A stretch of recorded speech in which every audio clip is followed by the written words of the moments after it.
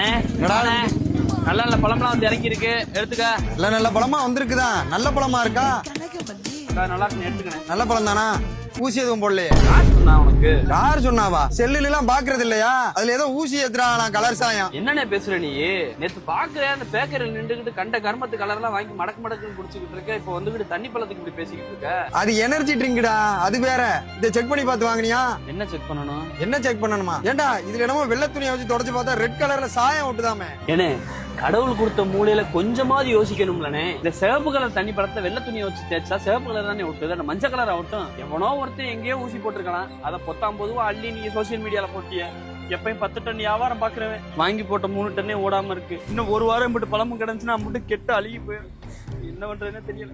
இப்படி எதுவுமே என்ன ஏதுன்னு தெரியாம பேசி பேசி அங்க வியாபாரத்தையும் கெடுத்துட்டு விவசாயி சோத்துலயே மண்ணள்ளி போட்டிய.